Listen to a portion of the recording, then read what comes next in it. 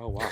What's up, guys? We are live, back at it again, Triple Cross Podcast Baseball Edition. We got the whole crew together. We've been talking a whole lot about a whole lot off air, so we're going to get right into on air fun stuff right after this short message.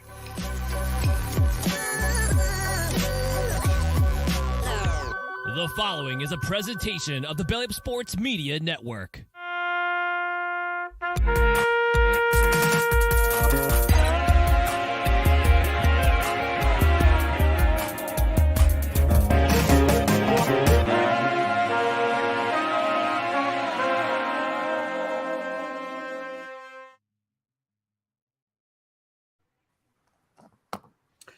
Triple Cross Podcast family, welcome back to another episode of our baseball podcast. We got the whole crew. We got Warren, Munt, and Justin. I'm Matt. Welcome back. Guys, it's glad to have the whole crew with us because we got a whole lot of things to talk about. But first and foremost, I need an update on the Ghosties. Warren was giving us a little bit of insight on what was happening. Justin, please tell me how the Ghosties have been doing. Give us an update. I think Warren's got to be the one to give the update. Okay, we'll pass the baton to Warren. Yeah, he doesn't miss the last game. Unfortunately, he's our number one starting pitcher, but we had to fill in where we could, so I took the bump. And, 3 innings and no-hit ball. Yeah, maybe my reliever got some runs cashed in that I may have walked behind me when I left, but we're doing good now. We're 3-2. We won in the 9th inning in walk-off fashion this past Saturday. It's exciting. Nice. It's a good time out. Check out our hats. They're legit. This is Gary the Ghost. And if you're in Oakland, for anyone listening, you can check out, you can go to a live Ghosties game. It's free of charge. You'll see Warren and Justin play. I've been to games. It's fun. I actually went with my dog one time. I don't know if you guys remember, but my dog was like barking. You guys came at a comeback, and my dog was absolutely going nuts. One of the best fans we've had, honestly. Warren, I had you on my fantasy team last night. That killed me with the earned runs and you not getting that win. They cashed it in on me. I'm sorry. I knew I was tired, and I just tried to go one more inning, and I just started missing up and in, and that's when you know it's a problem. Oh, that's my score. Flying. Justin, how has your performance been on the Ghosties recently? Fairly decent, honestly. Okay. Yeah, trying to round into form. I've been off a few weeks, so I think I'm starting Saturday, so we'll see how that goes. It's also early, which is not my forte, but yeah, 9 a.m. in the city though. Yeah. In your home. At least 9 a.m. I don't have to city. cross. I don't have to cross any bridges though, which is nice. That's true. That's true. Munt, you were explaining last week on your daily ritual of building teams. You build 300 teams a night. Is that correct? That is correct. And okay, leagues and $1 leagues. Okay, tell me how you did yesterday. Yesterday, I had a team that started out hot, but then I faded towards the end of the night. Really needed just a little bit more from the Angels, but it's okay. There's always another day. That's a great thing about baseball. Okay, so you're building your next team stack tonight, or have you built it? Everything's already built. We live. Everything's already built. Ooh, yeah, okay. Very cool. Well, welcome back to the show, everybody. For everyone that is watching and listening, we have to call out our sponsors first and foremost. So thank you to these folks. Real quick, Yeet Sunglasses. Go to yeetsunglasses.com and use code BELLYUP for 10% off. Also, we are giving away 2 tickets to an MLB game of your choice. So there is a link in the description. Make sure that you click that link, fill out that information, and we will do that raffle here shortly. Not tonight, but in the next couple weeks. And then we are doing a giveaway tonight. So if you are watching on YouTube, make sure you hit the like button. For every 25 likes, we are doing a $25 MLB gift card giveaway. If we don't hit 25 likes, we are still doing a giveaway. It will be on PlayBack. So the link to PlayBack is also in the description. So that is what I have to say about our sponsors. And let's get into the show. First and foremost, There's fires that have been trickling down. The fires are not trickling down. The smoke from the fires in Canada are trickling down. Have you guys all seen this? Of course. Yeah. Okay. And so we've got games canceled, Just a postponed. typical day in LA with that weather. What's I mean, that? Yeah, the Bay. Yeah, Typical day, right? We've had our brushes with, no pun intended, with such air quality over the last 2 years. So definitely, when COVID hit, we already had the N95s because air quality was a problem. So yeah, this is feeling for New York. Yeah, I mean, so you already had those. Yeah, because Wow. I have, my house is full of air purifiers. It's because it was brutal. The fire season has gotten out of control up here.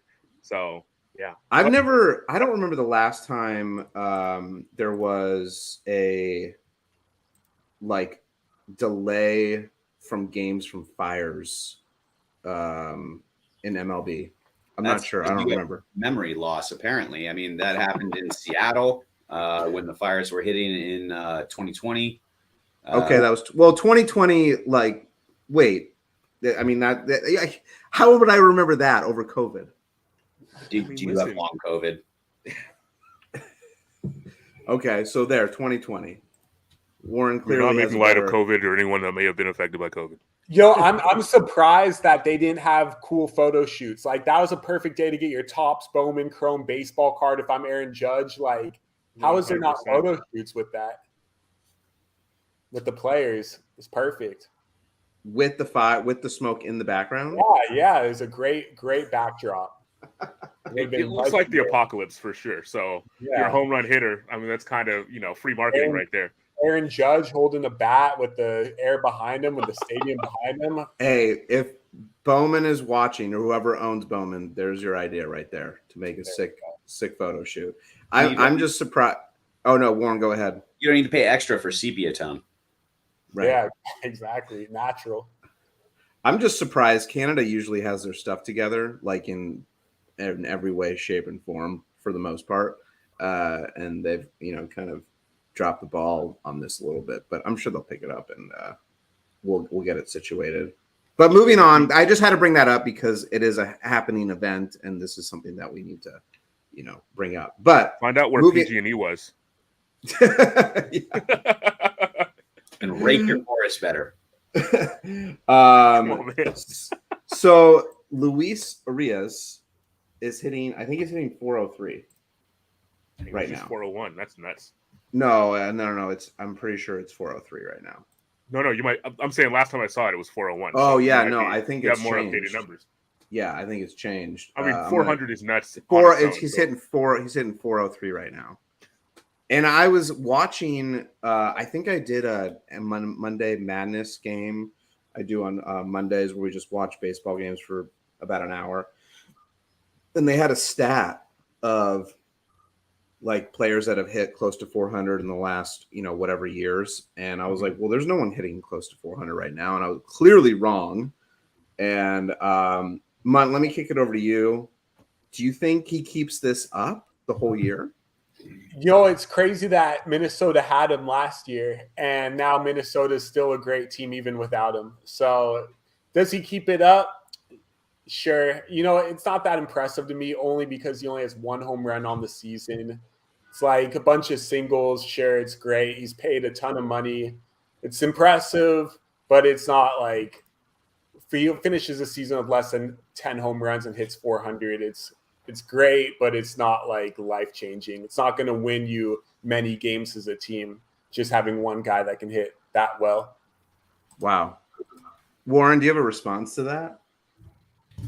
No, I do kind of agree. I think, though, it's important to note that he is due for regression. If you look at the kind of sabermetric profile of his hits, he has a really, really low average exit velocity on his hits. And that can only continue so far. Maybe he's taking advantage of the new shift rules, but I don't see this continuing at all. He's a good hitter, sure, 340, 350, but there's a slump coming. Okay, so you do not think so. You are in the camp that he keeps us up. Warren, you are not. Justin, I'm I don't think he'll keep it up. I'm going to say on that record for sure. Okay. Yeah. Justin, what are your thoughts? Well, now I have to go the other way and say, absolutely, he becomes the Texas League king. There's no defense for that, okay? So just keeps, just blooping him over. You can make that last. I mean, realistically, in the game today, even with the shift being taken out, I think it's highly unlikely that someone. I mean, just looking at the batting average leaders, I think the second highest is Freddie Freeman. Yeah, he's at 333. Yeah. I mean, that's a huge difference. So, now does he go all the way down to 333? Who knows? But yeah, I think we're going to be sub 400 for sure by, August, I would imagine. So at what point do you think he gets to where it's like, oh, he actually has a shot? Do you think it has to be in August where he's hitting 400? Yeah, last month of the year. Okay. I'm trying to, I can look this up. I don't know off the top of my head. I was like thinking, well, what if he just stops? Like, what's the minimum number of at-bats you need to qualify for, to get the batting champ? I can look that up right now, but minimum number. Probably 400 or 500. Even though Probably. he's doing though, it feels like it's not really helping the Marlins win games. Getting a single with 1 out or with 2 outs is really doing nothing for that offense unless Soler. Though they got some hot hitters right now, Soler, Cruz, Sanchez, but still, it's not doing much. So you need 502,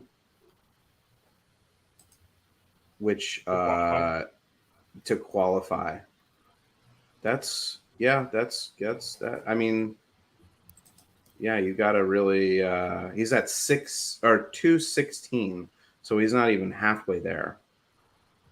That's tough to get sometimes, even 500 at bats, to be honest. I mean, you have to play at least 140 games probably, but we'll see. It's exciting. Last time someone hit 400 or even close was Tony Gwynn, and I don't even know what year it was, like the late 90s or something like that. So it's cool. It's definitely noteworthy for sure. Did you guys see Aaron Judge's catch against the Dodgers? Yeah. Hitting the wall? Okay. Broke his wrist or what? With the wall moving, he ran into the wall full speed, the bullpen wall, and the door actually opened. Yeah, he suffered a toe injury because of it, and is now on the 10-day IL. Yeah. That's a big toe, though. It's a huge toe. Yeah, I'll pull it up. An average toe might have slipped through. Who knows? It's unfortunate. But I'm going to throw this out there to you guys. Do you think there should be anything done? I don't know if any of you have actually been on a Major League Baseball field. I'm assuming yes, and gone up against the wall and seen how hard it is. Do you think there should be anything done to the walls, considering these guys are getting paid significant money to help prevent major injuries? I mean, a toe is not a major injury, but something to consider. I know Patrick Willis may have something to say about that. I'm pretty sure he ended his career early because his toe was, obviously I'm crossing sports here, but toe injuries can be significant, especially if you have to move around for a living, which, at this point Judge does. So I don't want to minimize, everything is through the ground, as an athlete. So, but I think there's only so much you can do to a wall to make it softer. It's a hard surface. Now, obviously, you can do more than, ivy over bricks, perhaps. But, and it sounds like the gate gave way on him. Is that what yeah, I'm gonna pull up a thing right here. But let me see if I can remove this. Give me a second so we can all just kind of see what's going on. I don't know how it's going to show. Oh, there we go. That actually looks all right. So we'll go here.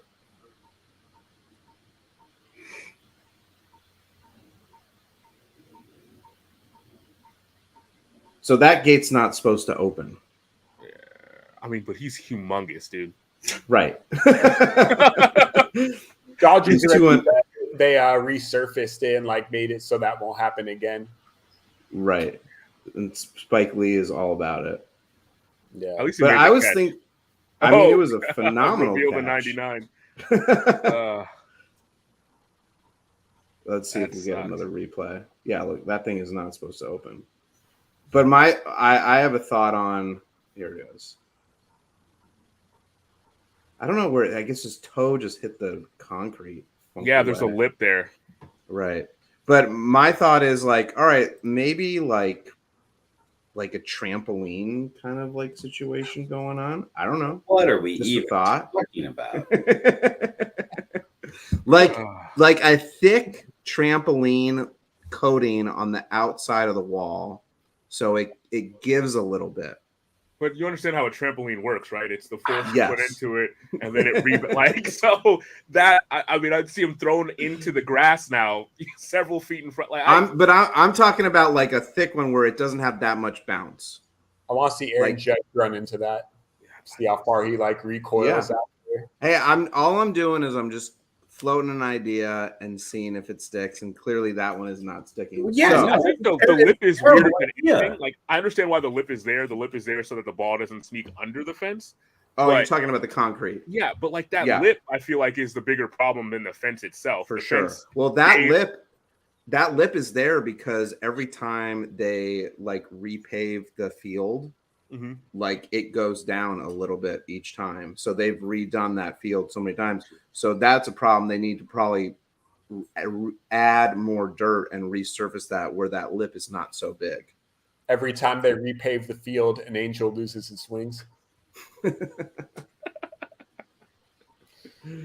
All right. Well, those were my 2 cents about that. But I hope he gets better. Manoah sent down to rookie ball, which, oh my gosh. Okay, what's Warren thoughts on getting sent down to rookie ball from the bigs? I mean, that's embarrassing. He's been awful though, and I don't know what the issue is. He's got a unique windup that he's had to change specifically because of the pitch clock rules. So that's a huge factor. And I'm sure that he's focused on it, but he's done a great job of not making excuses for himself.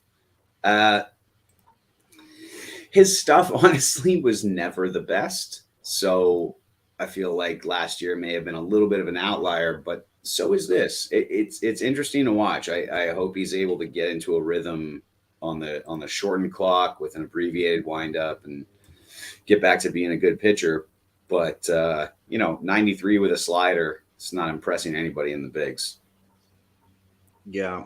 Is the plan just to send him down to rookie ball, or just to like build up his confidence, basically?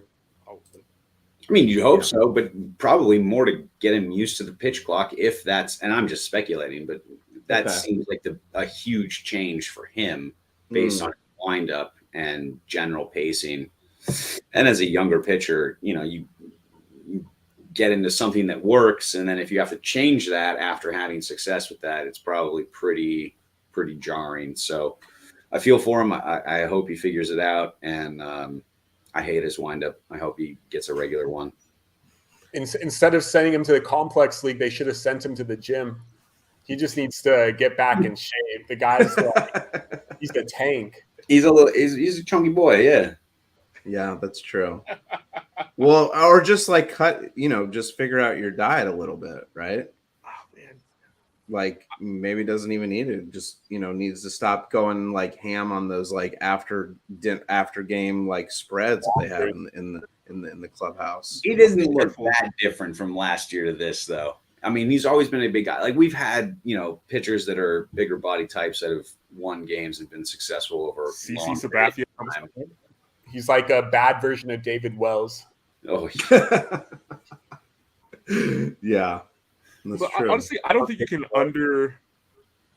like the idea of having to think about the pitch clock while you're trying to execute, like because someone who doesn't throw that hard has to have to be pretty dang accurate in order to be successful. So if you're thinking about, oh my God, how much time is left on the clock, I can see that distracting you to the point where you're not executing the pitches that you're intending to, and then that's going to be a real problem.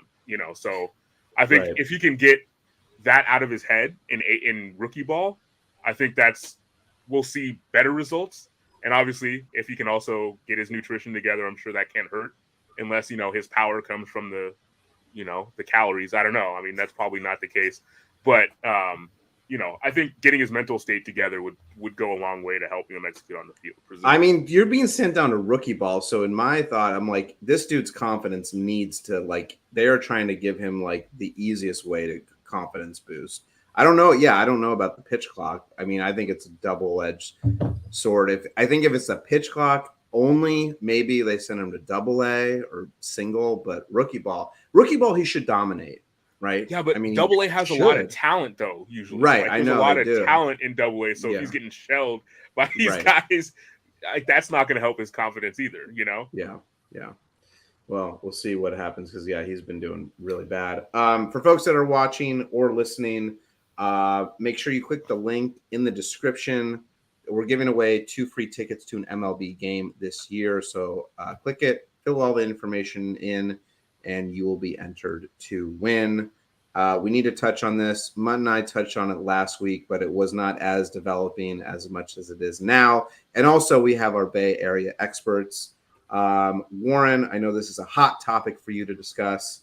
The A's are currently in a meeting at this very moment discussing the move to Vegas. If you want to shed some light on this, please feel free to do so. Yeah, let me start by saying you're wrong. Thank you. Sorry, it's the Nevada legislature is in a session now as we are speaking currently to determine issues about whatever subsidy they're going to try to issue. That's what I meant. If any, to the A's. And I will just say Fisher and Caval or whatever, these two in the ownership group of the A's are the epitomes of just terrible management, because it seems like, from what I'm hearing, the Nevada deal is not certain and is going to fall through, and they never locked anything up. And it seems like they use in Oakland, and it seems like they were using this whole episode as some sort of mechanism to create leverage, and it has completely backfired in terms of just revealing their own ineptitude. This ownership group has to sell for the betterment of baseball, and baseball is better when the A's are in Oakland. They have to find a willing buyer. I know there's a number of groups. Joe Lacob, who owns the Warriors, has vocally said he would love to own the A's as well.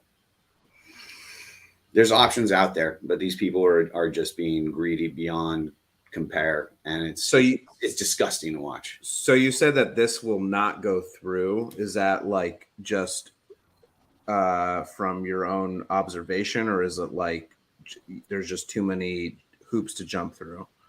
It is speculation, but it's based on the fact that there's been a number of representations from the A's to the general public about this site in Las Vegas is firmed up. We have a deal. We have the money, XYZ, and all of these threats. But in all of these threats, none of them have actually materialized and been true. They did not have a land deal locked up. They did not have public funding locked up. So it all ends up either being a bluff they made intentionally that is backfiring on them, or just sheer incompetence. And either way, they should sell the team. It's brutal. I agree. Killing Oakland. I live in Oakland. I'm a Giants fan, but I live in Oakland. It is killing people here. It is absolutely atrocious what these owners are doing. It's horrible. I feel like they're just trying to manipulate the situations to their own benefit. It's just wild to see the plot of Major League like in real time. Like, this is what these people are trying to do. It's like, it seems like it's got to be a joke, but it's not. I mean, I know it was a long time ago, but when this man took over the team, the stadium was packed. And all he's done since then is screw the fans over time and time again, to the point where they resent him. And then he jerked the city around. It's like, yeah, well, this is not inspiring confidence in the fan base, even though they love this team. It's a shame. And honestly, I wish there was more pressure to get him to sell the team, because someone with what Oakland was willing to give up, an actually motivated owner would have taken them up on some of these offers, because again, it really doesn't make a ton of sense to be funded so fully by public money for billionaire institutions. Like, that doesn't make a ton of sense. So if you're getting some money, make it work. You're getting the area that you want. It's going to be it's ridiculous, and I tend to agree with Warren. So, and I'll also say there is a reverse protest being organized in the city of Oakland for June 13th to show up in Sell the Team t-shirts. We're going to pack the stadium. Wow. It's going to be amazing. And it's going to be a whole lot of fuck the Fisher chants. So, so the stadium they're trying to fill the whole stadium up. Trying to get as many people as we can. There's been, like, outside of the A's organization, there's been nonprofits that have. Who are the A's playing that day? That's actually a great question. I'm not sure myself. Okay. Irrelevant. There's been thousands and thousands of dollars raised just to clothe the fans in Sell the Team t-shirts. Interesting. Where do you think the Fishers rank in, like, worst ownership groups in, let's just say, let's go all sports, because baseball is, like, kind of, it's only 30, like, in the last, I don't know, 5 to 10 years, or current ownership? Because obviously the ownership group of the Commanders, Snyder, sold, or it's in the process of selling, and no one liked him. The McCourts at the Dodgers, no one liked him. There's been numerous ownerships that are just terrible. I feel like at some point there is a breaking point, and they do eventually sell. Like, I don't know any ownership groups that are bad that are still, like, except for the Fishers right now, that are still, like, lurking in professional sports. They're playing the Rays, just so you know, on the 13th. Okay. Ooh. Well, hey, the Rays are hot, but they'll get blown out. Yeah. Do you guys know of any? Like, I'm just kind of curious on where you think they rank. Here's my thing. I think a lot of ownership groups are incompetent, right? They don't really know what they're doing. They have enough money to have a team, but they don't know how to put the right people in place to field a competitive team. But to me, Fisher seems like he's deliberately making the moves that he's doing, because he has competent people running Billy Beane was competent. Like, he knew what he was doing. He just was handicapping him over and over again. The purpose, like, the A's are always at the top of revenue every year. So this is not an incompetent group. They're not giving exorbitant contracts to players over the hill. This guy is deliberately ruining the product on the field as an FU to the fans, so that they leave, so he can say, look, man, what am I going to do? I can't stay here. It's not viable. I mean, so to me, that makes him worse than anyone else, because and it also, you can forgive. Right. I can forgive incompetence. But yeah, well, I agree. And eventually, like, Major League Baseball has to step in, and they're going to be voting, I think, next week, the owners on the move. I don't know what happens today. It probably will affect if that vote goes through. But Major League Baseball, or any, like, NFL, NBA, they have to step in. Oh, there was the owners of the Suns that sold. He owned the Suns and the WNBA team in Arizona, and he sold because no one liked him. Oh no, there was more than that. Yeah. A little more. Yeah, I'm remembering now.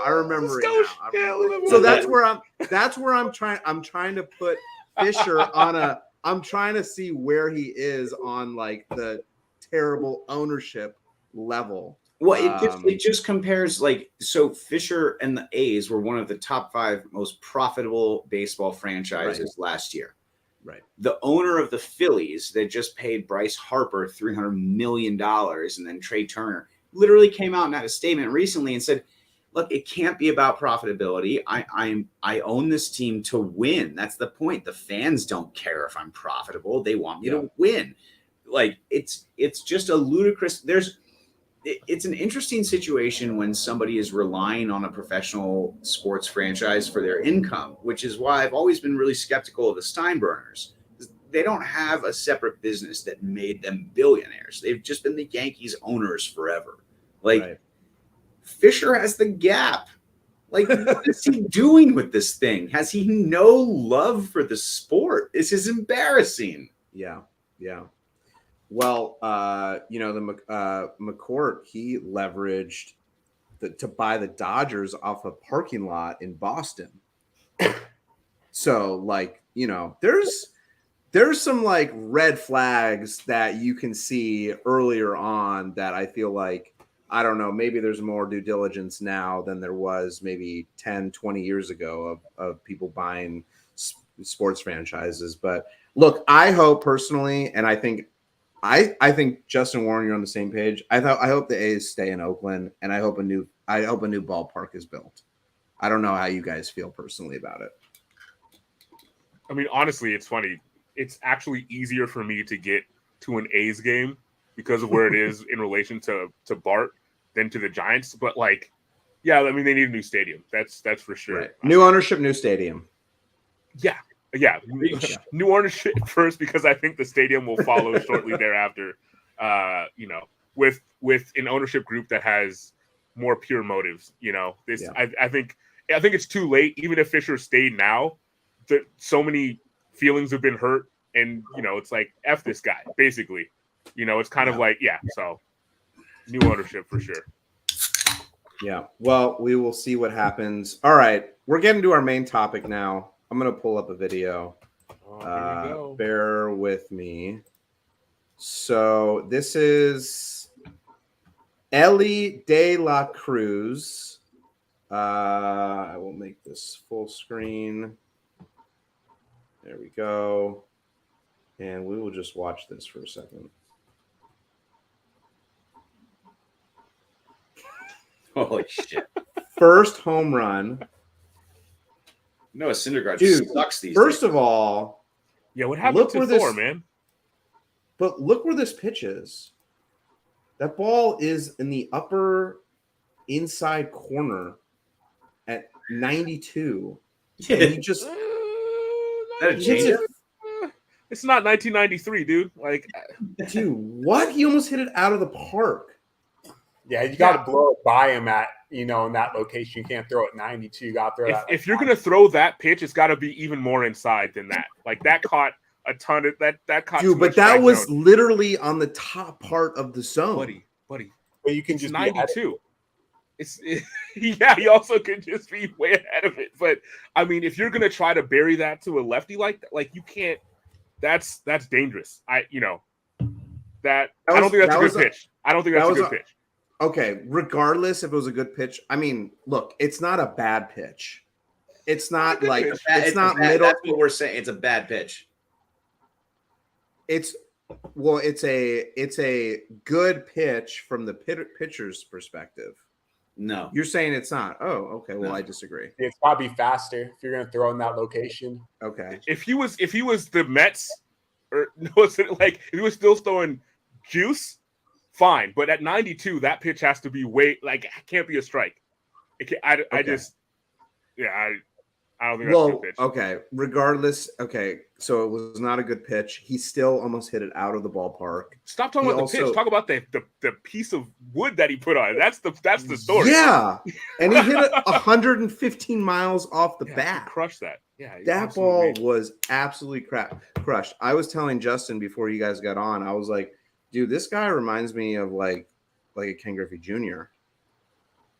Like, I mean, he's like, and he's fast too. He's got some serious speed. He said it took him like 9 strides to get the third, which is absolutely ridiculous. What's your take on De La Cruz? Oh man, future superstar, all-star, potential Hall of Famer. Like, he's already showing everything that we need to see to know that he's going to be the real deal. Especially at that stadium. Like, that's awesome for an offensive player. Like, Yeah. He looks better than Tatis. Like, oh my god. He looks better than who? Switch hitter also. Old steroids. Switch hitter also. Is he? Oh, I didn't know. Oh, wow. Yeah. He's 6'5". That's crazy. Yeah, he is so fast. Like, oh my gosh. You can't teach speed. I mean, if you could teach speed, I would have been at the top of the food chain. However, I was not gifted in that area. But yeah, I'm excited. Will never be. Yeah. No, this could be something special. It's really exciting to see. He doesn't look like other prospects that come up. The exit velocity you mentioned, Matt, was just like, oh my God, he's hitting lasers. His first hit, I think, was a double that was 112 off the bat. Like, yep, this is special. I mean, that's what O'Neal Cruz did though when he got called up last year with Pittsburgh. He was hitting like record speeds off the bat right away too. That's right. There are some great young players out there, and we might be seeing like a new shift, new renaissance, new series. I'm gonna show the double that he hit. Can I let's see? No more low fly. I think this one was even higher. Yeah, look at that. That was off the dude, so fast. Yeah, that ball was. Whoa. So he's shown twice the ability to get his top hand on top of really high fastballs and just absolutely murder them. When the league adjusts, it's going to be really interesting to see after he has about 100 at-bats, because they'll change completely how they're pitching him. But after he has about 100 at-bats, it's like his August is going to be really interesting. I can't wait. Because that's going to be the determination, whether or not he makes the adjustment back to how the league is pitching him differently, as opposed to just keyholing high fastballs like, hitters do. But he'll be fine regardless, just because if he gets on base, he'll steal like Ruiz on Oakland. Same exact type of thing. Worst case. Munt, do you have him on every team that you're putting a team? Oh, yeah. With? These days for sure. Stolen base. Okay. Who else do you have on every team? Going today, I really like Mike Trout against Smiley. That's weird. Yeah, Mike Trout, huh? What's the joke about Random. that? Oh, so good. Yeah. No, if you gotta go with that bum, you gotta go with the superstar. He's not. It's a lot easier said than done to pick nights that superstars do their thing. It's like any night Ohtani can go 0 for 4, So if you pick them and they do their thing, hey, that's why they're who they are. Right. But who do you have like that you're hot on right now that you're on every team besides De La Cruz and Mike Trout? I really like Ryan Noda, the Oakland first baseman. He's the real deal. He's getting on base all the time. He's hitting some pop too. Some Moneyball stats right there on base. He's actually on the Dodgers for a while, but the Dodgers didn't have a way to bring him to the squad. So then Oakland got him, and now he's playing. Well, there's a guy, Freddie Freeman, that may be clogging the line right there first.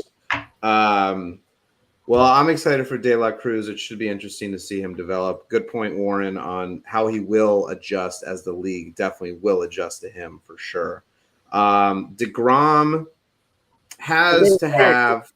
I want to hear what Justin Warren would have demanded for the home run ball. We didn't talk about the home run ball. Thank you for bringing it up. Yes.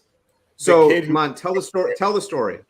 Okay, the kid who caught the home run ball, they obviously tried to negotiate for it. What the kid got in return, well, maybe we should first. Okay, I'll tell him what happened first. He ended up getting group photos with all his friends and De La Cruz, signed baseballs for all of them, and the kid also got a signed hat and a signed bat. What would have you asked for? Justin, we'll kick it to you first.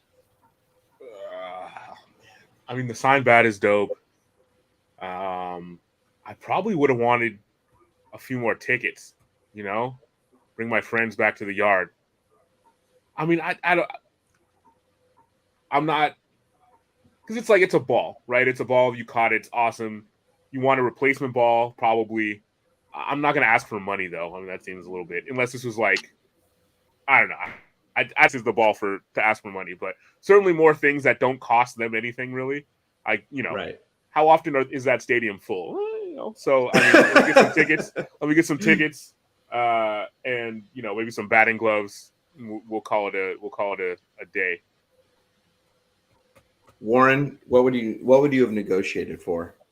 I would have anchored and led with cash.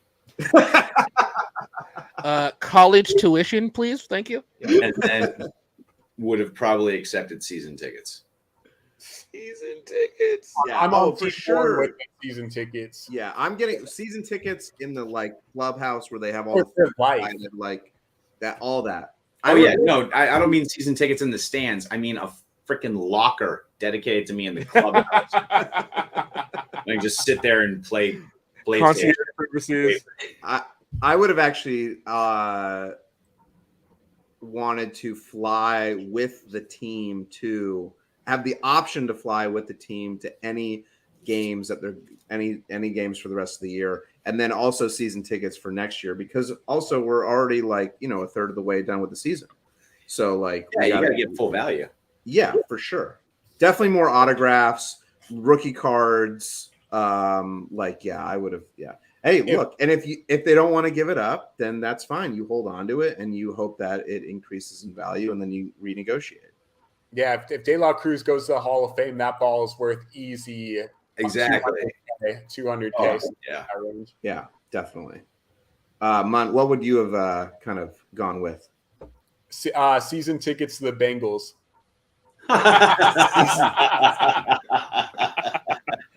No, I'm good on you guys, man. I'll find some stuff up tickets. No big deal.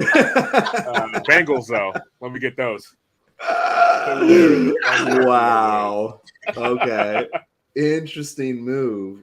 But you're not going to as many games. I'm just kidding. I would want season tickets bleachers all the way in the back. Like those are $5 seats. Just give me lifetime season tickets.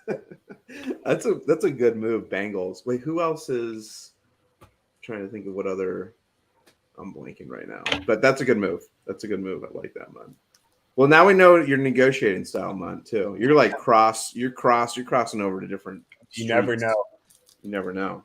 All right, we'll move on to DeGrom. Has to have surgery. Tommy John again. Did you guys see this interview? I did not. Did you? He was in tears. It was tragic. Like he's having a really tough time personally right now. It just sucks. This is his second Tommy John. Yeah. Do you guys feel like this is my overall observation? I don't have stats in front of me to back this up, but it feels like to me pitchers are getting more surgeries more frequently than they did, let's call it, a decade ago. The Mike Mussina era, or like let's call it, I mean, sure, we can go with the Mike Mussina era. Do you guys feel that?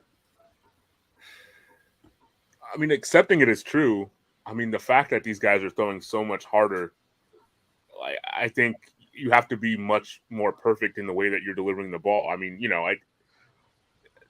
it wouldn't surprise me if that were the case, given how much harder everything is coming in, They're throwing less, but at the same time, they're throwing super hard. And so I wouldn't be surprised if you're just shearing what's in your elbow, you probably only have so many bullets at that velocity, Right. And this guy's already had it torn once, it's just a little tough. So do you think all right, let's go on that theory then, like for a second. If it is because pitchers are throwing harder, which they are, is there a world that we see pitchers throwing less hard to prevent more injuries or surgeries? Do you mean intentionally being less successful? Yeah, right. Like, you want to make less money to what? No. I'm floating it out there. I mean, even specifically for injury, to reduce injury or reduce surgery.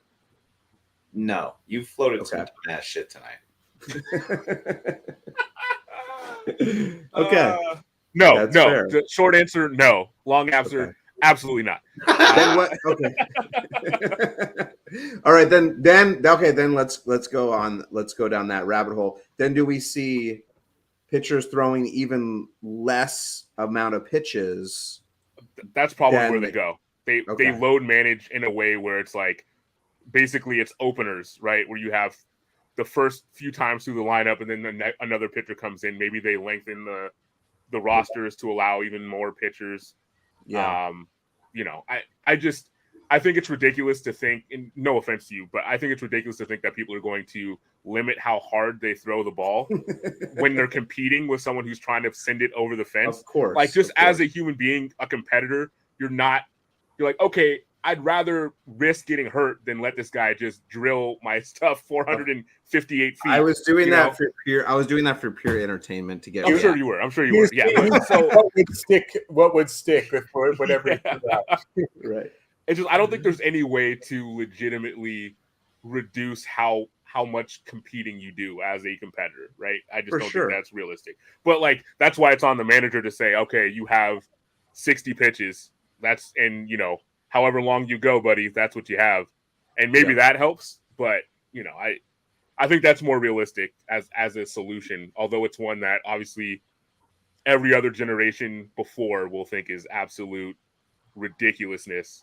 I mean, Krug and Kuiper are local announcers, and when they started pulling guys at 100 pitches, Kruko just lost his mind.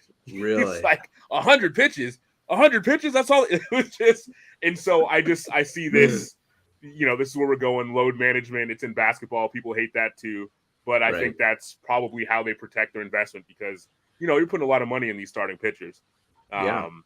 So you think it's at like 60? You think that's like that would be like I just threw that out. It's arbitrary. Okay. But something where it's like, okay, maybe you'll have enough time to recoup before the next time you come out there and throw it again. It could be interesting. It's an interesting point that you brought up, like expanding the roster, like having that.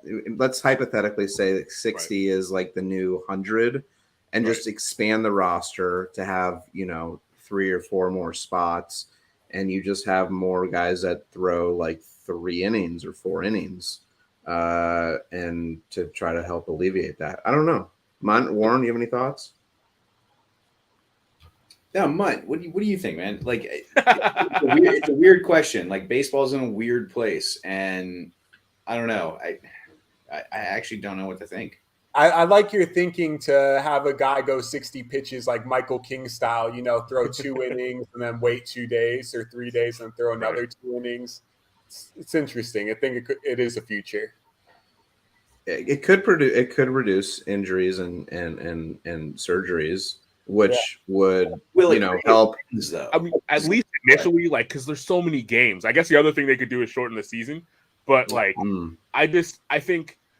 As a competitor, though, the deeper you get into the season, it's going to be harder to limit a guy who's got a no-no to 60 pitches when you're like, man, this guy, I can't see him. What do we do? I mean, let's give him 40 more. What's the big deal? So I think, as you get closer to playoffs and, you're in the playoffs, that probably goes to the wayside. But just to get you, I mean, the season is so long. You know what I'm saying?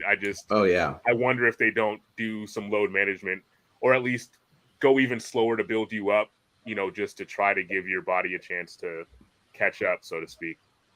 I don't know. Warren, you were saying something about wins, right? Is that what I heard? Yeah, I mean, so does it help the team win to break up the pitching in the way that we're talking about, in a way that would be conducive to long-term success for all the pitchers and all of that? And we're seeing kind of with the opener a little bit of that, because with all of the drive line, max velocity, work that's being done on kind of the margins of baseball right now, I think there is a recognition that you can't have somebody throwing 100 miles an hour for 120 pitches a game. Justin Verlander is an outlier.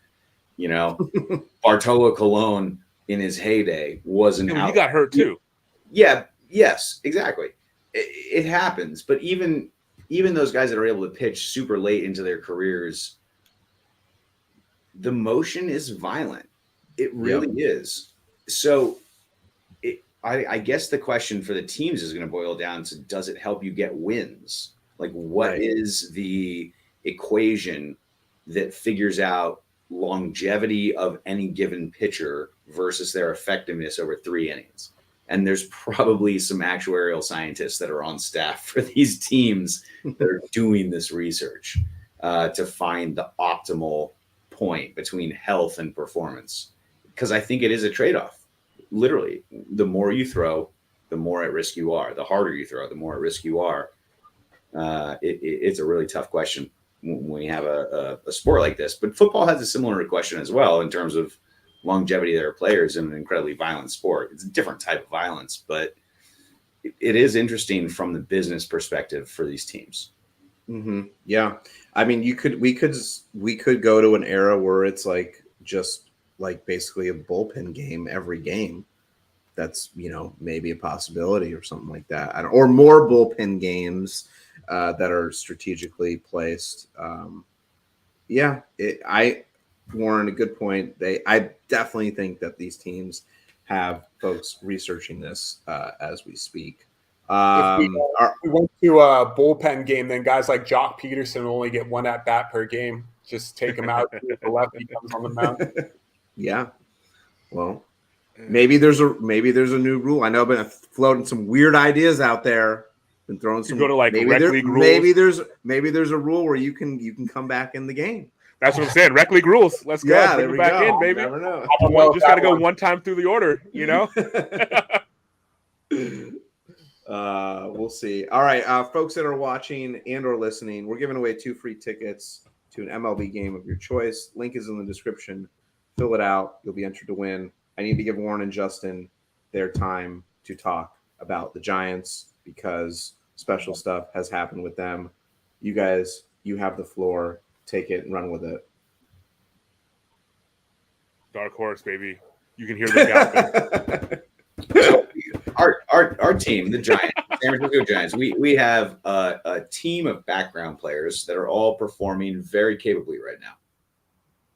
None of them are stars. Maybe Logan Webb, maybe Camino Doval. None of them are stars other than that. We're playing up to par right now. We're not in first place. We're not world beaters, but we're playing well. Now you're 2 over 500. But what we need is that star.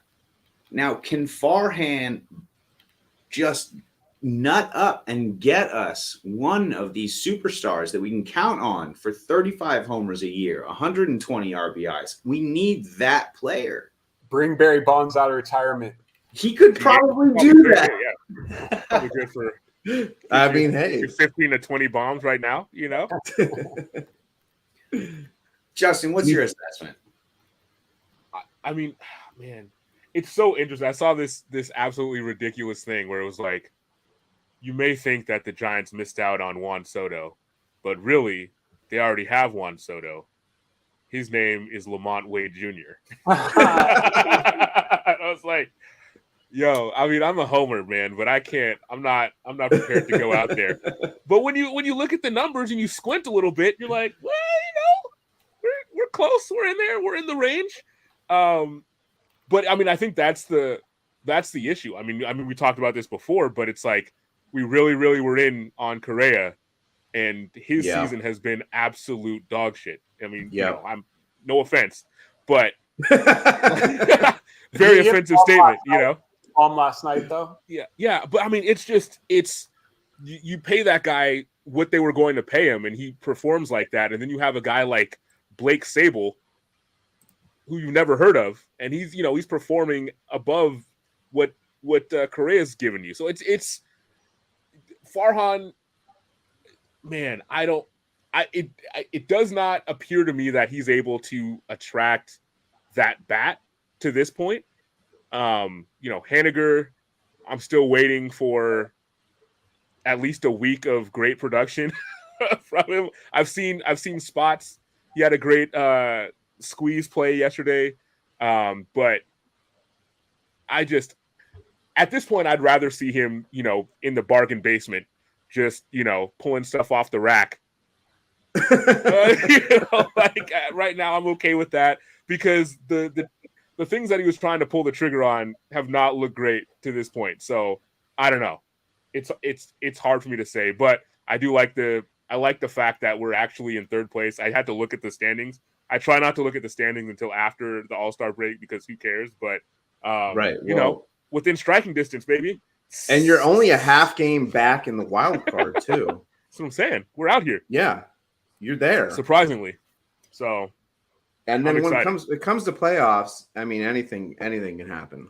Anything can happen. I think there will be a move that, you know, even if it's off the bargain rack or some big name. I think something. You guys are close enough to where something's going to happen. They're probably going to buy it. They're not going to be selling. So. Yeah, for sure. Mon, what's your take on the Giants? They're playing well. They can beat pretty much any team, but any team can also pretty much beat them. Yeah. You know, but they're hanging in there and they still got a chance. I don't think. Yeah, I agree with that. I don't think the I mean, I'm surprised. Shout out to the Diamondbacks, though. Yeah, like what 37 and 25. Yeah, I mean, we were talking shit a couple weeks ago, and now look at them. You know. Yeah. First place. I'm like, all right, are they going to keep that up? Because. I mean, yeah, they could. If we'll find out. They have. What's going on with the Padres, man? Dude, the Padres have just, not much. I had so much. I was like, man, the Padres are finally. Hey, they're back. They got Gary Sanchez hitting, but I will say one thing about. Oh yeah, we dropped like he. I think his contract was like if he wasn't on the major league roster for the Giants by May 1st, we had to let him go. Yeah, and obviously he found a new home. So and the Mets had him. Mets let him go. But I feel like Kapler takes out like guys like Jock Peterson, Conforto, just because of lefties on the mound. He feels like he has to take out these guys for like Slater, even though he's hitting like 300. Slater murders lefties though, but yeah, he had a big hit last night. But still, but then you got like 2 at bats with Slater, and the next one's against a righty. You know, that's why I love Bochy so much because like he could see what you're supposed to do, but he also had a feel. And so it's like you don't always have to go to the script, man. Like you don't like just because the guy's left-handed doesn't mean you need a right-handed batter every time. So did you guys ever see that Simpsons episode where Burns has a baseball team? I'll just tell it really quickly. And he gets all these MLB All-Stars. He gets like Mark McGwire, Darryl Strawberry, all these guys on his team. And so they're playing a championship game, right? Darryl Strawberry's up to bat, but they put a lefty on the mound and Strawberry's lefty. So Burns benches Strawberry for Homer because Homer's a righty batter. And he gets hit by a pitch with the bases loaded and they end up winning the game. Brilliant. See that? That's the brilliance. Darryl Strawberry's like, I already got 5 home runs today. Why are you taking me out? Darryl Strawberry. He hit that pitch, though. All right? So you got to, 3D chess, baby. 3D chess. We were talking. We'll wrap up here, but we were talking offline a little bit about some ball players like blast from the past. We were talking about Sammy Sosa, what he's been up to. I mean, real quick before we get into Sammy Sosa, if you're watching now, make sure you head to PlayBack now because we're going to do a giveaway over there in a few minutes. So click the link to PlayBack. We're going to do a PlayBack giveaway. And Justin, thoughts on Sammy Sosa? What's going on with Sammy? I mean, I don't know if anyone but Sammy, and maybe Sammy doesn't even know what's going on with Sammy if we're 100% honest. But if you haven't looked at Sammy Sosa in a few years, I implore you to do a quick Google search, and I challenge you to recognize this individual as the guy that played for the Cubs all those years ago, because there's some real Michael Jackson vibes going on with young Sammy, and it's actually ridiculous. So I don't know what's going on with Sammy's just being Sammy. Like Manny was being Manny. I don't know if Sammy wasn't Sammy. It's an absolutely new Sammy. It's sure. a new Sammy. And I feel like I've seen some interviews where he tried to pretend like there is no difference, like nothing happened. And it's like, you're like, did I imagine a dark-skinned individual? Did I imagine someone that very clearly looked like he was from the Dominican Republic? It is quite stark. Why would someone do that though? That's what I'm like. There's got to be colorism is a thing. I don't know. Maybe I don't know, man. It's hard to know. He could have a skin condition. That's what Michael Jackson said. He had vitiligo. Things things lighten up that way, but to be so even, it's questionable. Yeah. I gotta say, I have my doubts. You know, rough. Do you guys remember watching that home run chase? Yeah, of course. Yeah, Best time of baseball. It's like it saved baseball. Yeah, it did. That was like, something. I don't know if I'm just kind of. This is my last crazy thought of the night. I know I've had some wild ones, but like, is there another? I guess baseball was in the dumps, right, from the '94 strike, and we needed something to bring it back. But I was Matt Williams got completely screwed, man. He was on a freaking tear. Wasn't he hitting? Man. Wait, he was so many bombs, bro. Right, and this '94. Who else was almost going to hit 400? It was. Am I miss? I think it was Tony Gwynn, who was hitting. I think he was hitting over 400, but the season didn't even start. Right, I'm getting it mixed up. No, 94 started and got canceled. Right, so he was hitting over 400. Matt Williams was hitting bombs. He was on pace for like some crazy amount. Yeah. But I was just thinking, like, is there another thing where that type of energy comes back to baseball? McGuire, Sosa home run chase like that. I don't know. I maybe it's Ohtani. Like that's the closest thing. But that's not like a chase. It's a player. I just popped into my head. But yeah, that's what I have. That's my thought. What's up? They made an ESPN documentary on this Sosa McGuire chase. It's really good. Yeah. Maybe it's De La Cruz. De La Cruz brings back.